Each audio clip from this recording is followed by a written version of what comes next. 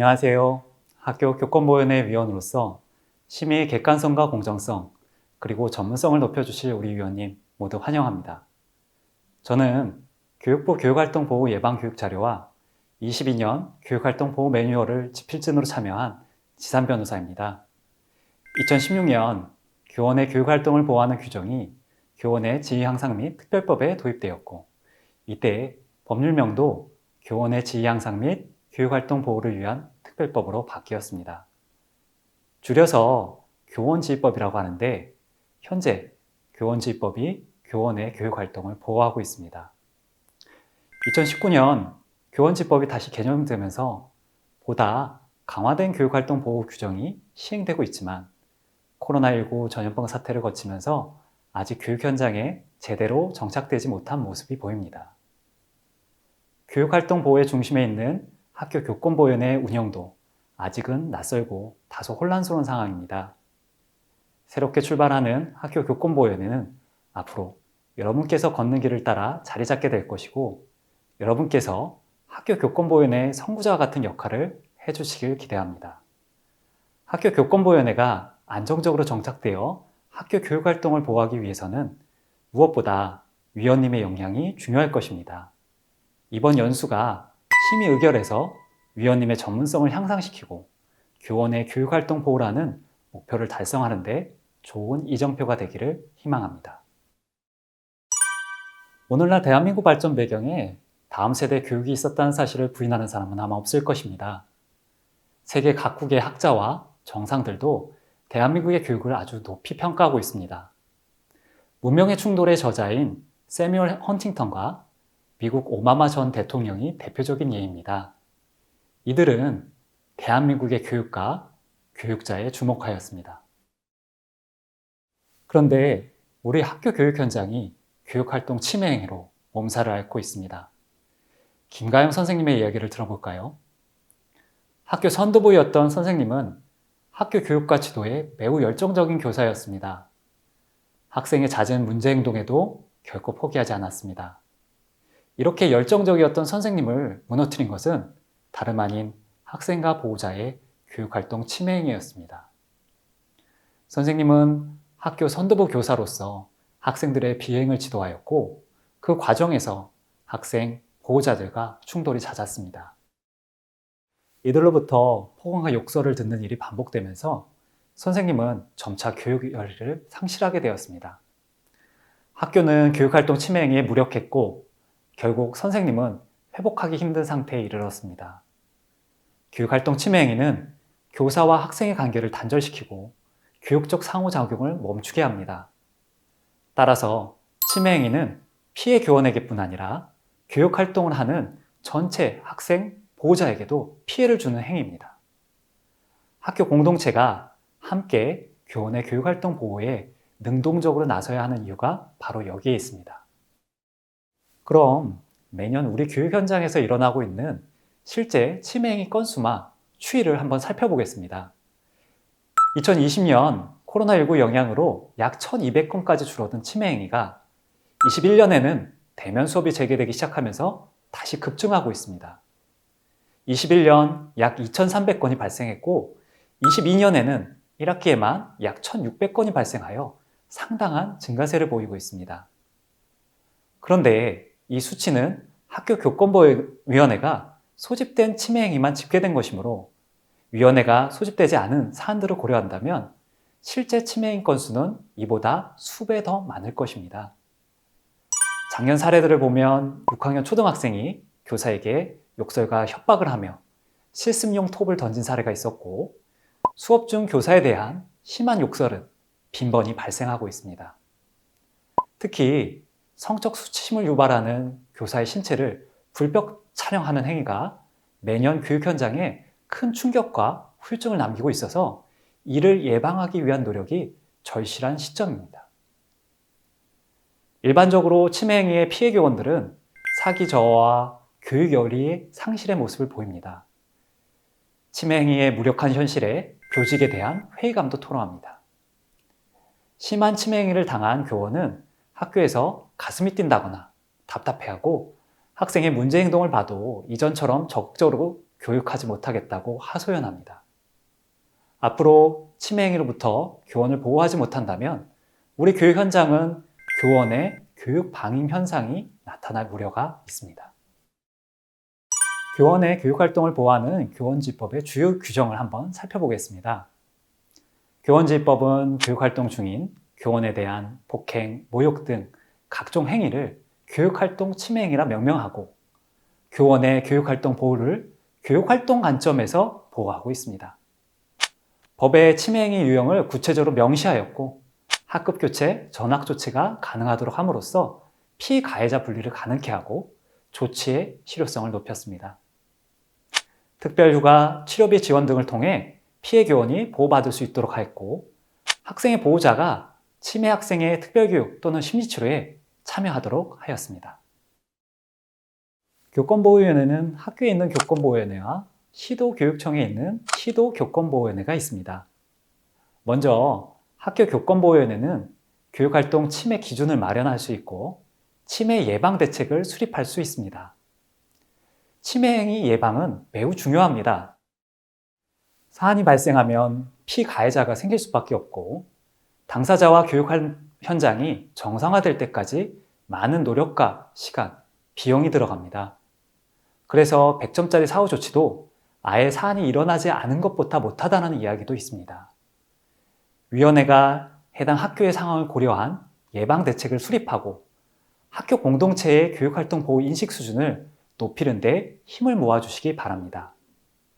교원지법에 따른 치매 학생에 대한 조치는 학교 교권보호위원회에서 심의할 사안입니다. 위원님께서는 교육적 관점에서 학생에게 필요하고 적절한 조치를 판단하여 주시기 바랍니다.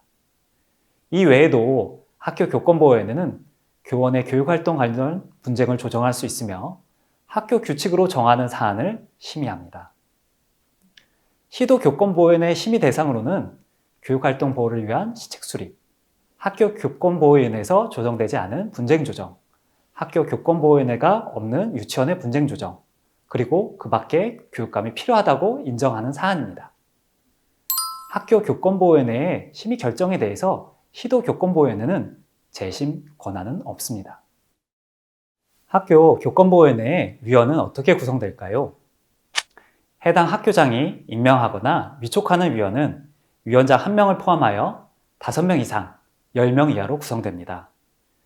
위원들은 위원 중에서 1명을 위원장으로 선출하게 됩니다.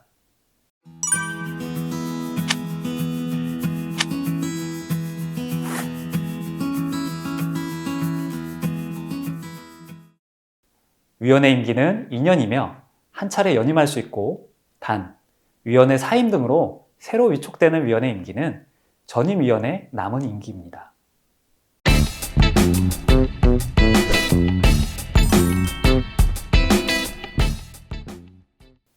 소집된 학교 교권위원회가 회의를 시작하려면 재적위원 3분의 2 이상의 출석이 필요합니다. 위원회 개의에 필요한 위원 정족수의 기준이 높은 편이어서 위원님께서는 바쁘시더라도 참석해 주셔야 위원회를 개의할 수 있습니다. 위원회 자격은 학교 교육 공동체의 일원이거나 교육 전문가, 법률 전문가입니다. 위원님은 자신의 자격에 따른 역할을 잘 이해하셨다가 심의에서 그 역할을 충분히 발휘해 주시고 다른 위원님의 역할도 존중해 주시는 태도가 필요합니다. 종종 학교 교권보호위원회를 소집해야 하는 사안인지 판단이 필요한 경우가 발생합니다. 이때는 어떻게 결정해야 할까요? 규정상으로 학교 교권보호위원회의 소집권자는 학교장, 위원장, 그리고 재적위원회 4분의 1입니다. 그렇다면 소집권자로 규정된 자 모두가 소집 여부에 대해 논의하여야 하고 소집권자 일부의 판단으로 위원회를 소집하지 않기로 결정할 수는 없습니다. 또한 위원회 소집권자가 아닌 학교 담당자나 사안의 담당자가 위원회의 소집 여부를 결정해서도 안 됩니다. 소집권자인 위원님께서도 사안이 교육활동 침해 사안인지 잘 판단하셔서 위원회 소집 여부를 결정해야 하므로 교육활동 침해 행위가 무엇인지 정확히 숙지하고 있어야 하겠습니다. 이에 대해서는 2차 시에서 자세히 다루도록 하겠습니다. 아주 오래전에 교육활동 침해행위 사안도 심의 대상이 될 수 있을까요? 신고 기한이나 침해 학생에 대한 조치에 기한이 정해져 있지는 않습니다. 그렇다고 무제한적으로 심의 대상이 된다고 보기도 어렵습니다. 따라서 심의의 목적이 피해 교원 보호와 침해 학생에 대한 교육적 조치에 있다는 걸 고려해서 오랜 시간이 흘러 그 필요성이 인정되지 않는다면 심의 대상으로 보기 어려울 것입니다. 학교 교권보호원의 분쟁조정 절차는 당사자 대화와 타협의 장으로서 가해자는 피해자에게 사과, 재발 방지, 피해 보상 등을 약속하고 피해자는 가해자와 합의, 사안 종결 의사를 보이는 절차입니다. 위원회 분쟁 조정은 침해 행위에 대한 조치를 심의하기 전, 후 모두 가능하지만 조치의 심의 후에는 조정의 실익이 줄어들므로 보통은 침해 행위자에 대한 조치를 심의하기 전에 이뤄집니다. 분쟁 조정 절차는 양 당사자 모두가 동의해야 개시하고 진행 과정에서도 어느 일방이 조정을 거부하면 종료된다는 한계가 있습니다. 그렇다 보니 양측이 서로 한 발씩 양보해야지만 가능하고 그러지 못한 상태에서는 분쟁 조정을 끌어내는 것이 쉽지 않습니다. 이 부분은 위원님의 운영의 묘가 필요한 절차라고 하겠습니다.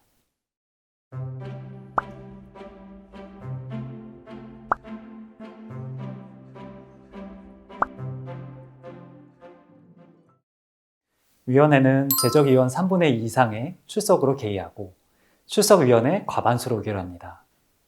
의결을 하려면 위원회 과반수가 필요하므로 위원 다수의 의견이라도 과반에 이르지 못하면 의결하지 못합니다.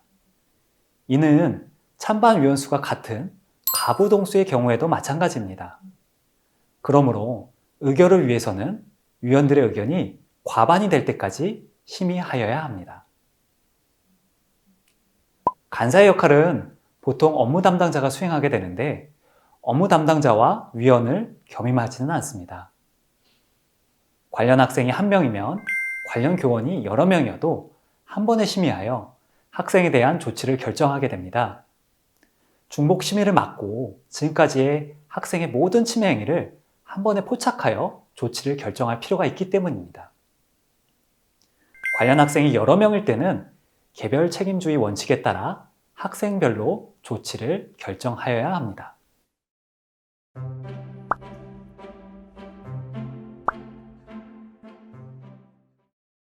위원회의 공정한 심의를 위해 위원회 제척, 회피, 기피 신청 사유를 두고 있습니다. 제척 사유가 있는 위원은 해당 안건의 심의에서 제외되어야 하고 위원 스스로도 심의를 회피하여야 합니다. 위원회 제척, 회피 사유에는 위원이나 그 배우자가 해당 안건의 당사자이거나 관련 학생의 보호자인 경우, 위원이 해당 안건의 당사자와 친족인 경우가 있습니다. 또한 양 당사자는 위원에게 재책 사유가 있거나 공정한 심의 의결을 기대하기 어려운 사정이 있다면 해당 안건의 심의 의결에서 위원을 배제할 것을 구하는 기피 신청을 할 수가 있습니다. 당사자가 기피 신청을 하면 해당 위원을 제외한 나머지 위원들이 기피 신청 사유를 들어보고 해당 위원에게 제척 사유가 있는지 또는 공정한 심의 의결을 기대하기 어려운 사정이 있는지 살펴 신청을 받아들일지 의결하게 됩니다. 과반수 의결로 기피 신청이 받아들여지면 해당 의원은 심의 의결에서 배제되고 반대로 기피 신청이 받아들여지지 아니하면 해당 위원은 심의 의결에서 배제되지 않습니다. 알아둘 것은 위원회에 출석한 위원이 제척, 회피, 기피되어 해당 안건의 심의 의결에 참여하지 못하게 되더라도 개의한 위원회는 영향을 주지 않습니다. 즉, 제척, 회피, 기피로 개의에 필요한 위원수 미만이 되더라도 위원회 개의 상태가 유지되고 심의를 이어갈 수 있는 것입니다.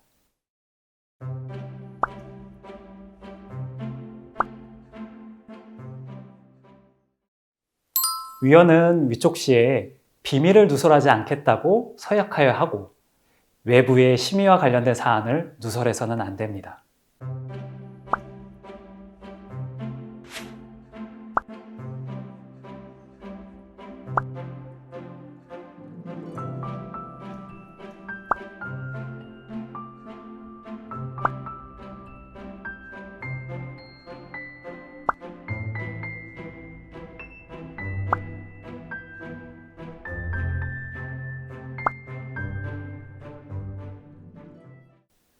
간사는 위원들에게 사안 조사 결과를 설명하게 되는데 사안 개요와 진행 상황, 구체적인 침해 행위의 모습, 피해 교원의 상태 등을 자세히 설명하고 당사자 사이 주장이 다른 부분과 같이 중점 심의가 필요한 사항에 대해서는 목격자 진술 등의 관련 증거와 함께 보고하여야 합니다. 관사의 설명이 끝나면 관련 교원과 관련 학생 측이 순차적으로 위원회에 들어오게 되는데 대기 장소와 출입 시간을 달리하여 충돌을 방지하고 피해자를 보호하여야 할 것입니다.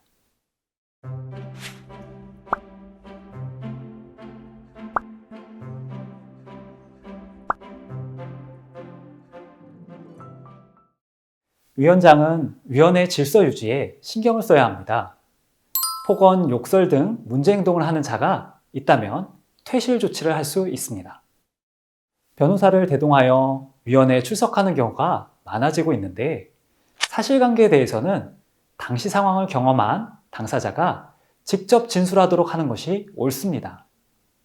변호사도 당사자와 마찬가지로 위원장의 동의를 구해 진술하게 됩니다.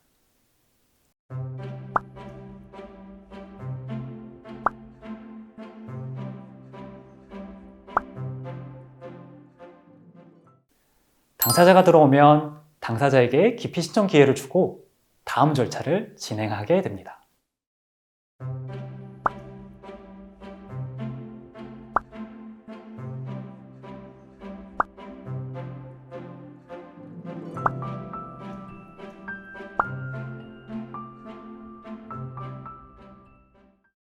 관련 교원의 보호와 관련 학생의 방어권 보장을 위해서 양 당사자에게 심의되는 사안을 구체적으로 알려주어야 합니다. 침해 행위의 일시, 장소, 모습, 횟수 등을 자세히 알려주어야 하고 이에 대한 진술의 기회도 충분히 주어야 합니다.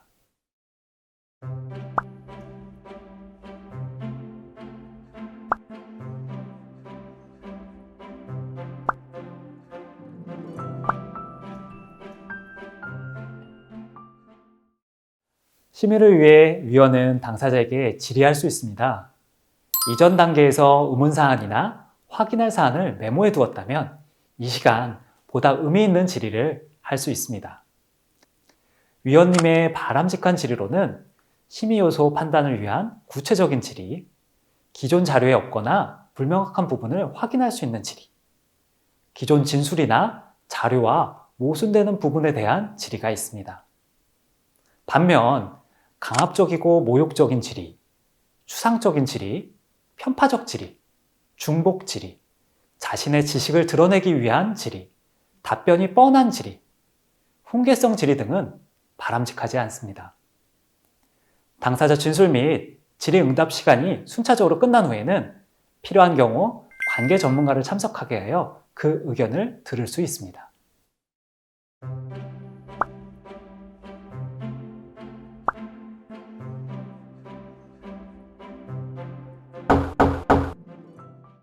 이제 의결을 시작하도록 하겠습니다. 위원회는 먼저 교육활동 침해 행위 인정 여부를 의결합니다.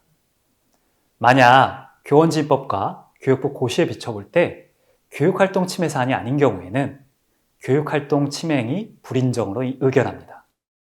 만약 서로의 주장이 상반되고 침해 행위의 객관적인 증거가 없어서 침해 행위 사실 여부가 불명확한 경우에는 어떻게 해야 할까요? 징계 처분에서 판례는 고도의 개연성을 기준으로 사실 인정을 합니다. 학자들은 판례가 말하는 고도의 개연성이란 확률적으로 10중 8구, 약 80에서 90%로 말하기도 합니다.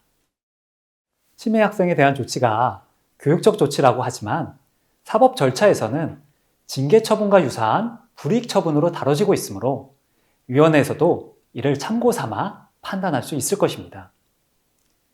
이와 같은 과정을 거쳐 침해 행위 사실이 있었다고 보기 부족한 경우에는 역시 교육활동 침해 행위 불인정으로 의결합니다. 교육활동 침해 행위 불인정으로 의결되면 위원회의 심의 대상이 아니므로 이 사안은 심의를 종료하게 됩니다.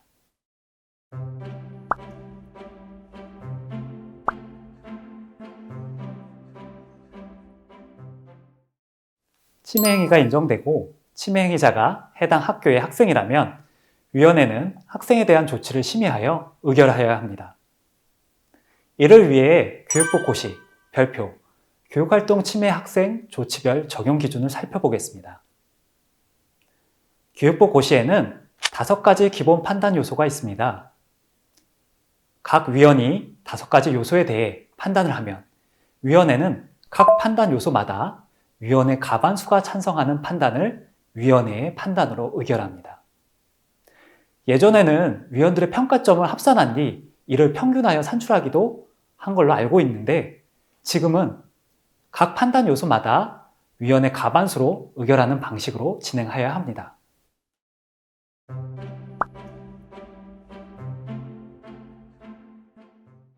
다섯 가지 기본 판단 요소에 대한 판단이 끝나면 다음은 조치 가중, 감경 여부와 특별교육 또는 심리치료 부과 여부를 의결합니다.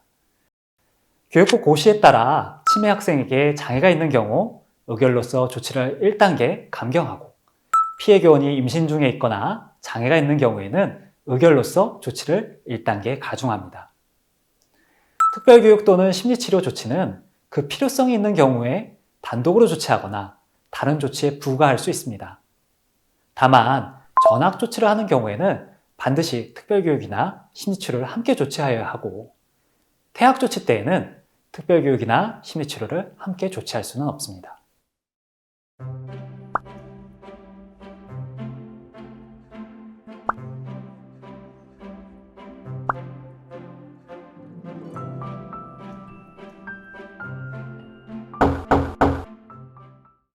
조치를 정하고 나면 이행시간도 정해야겠죠?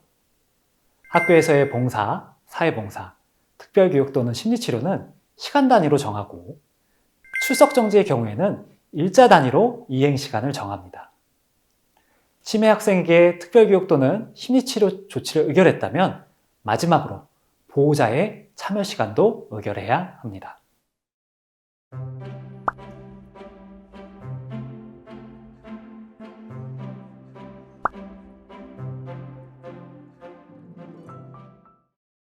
침해 행위자가 다른 학교의 학생이거나 일반인인 경우에는 학교장에게 조치 권한이 없습니다. 다른 학교의 학생은 학생이 소속된 학교 교권보호원에서 조치 결정을 하게 되고 일반인 침해 행위자에 대해서는 조치를 심의할 필요가 없습니다. 이에 대해서는 학교와 침해 행위자에 대해 권고할 사항이 있는지만 살피고 위원회를 마치게 됩니다.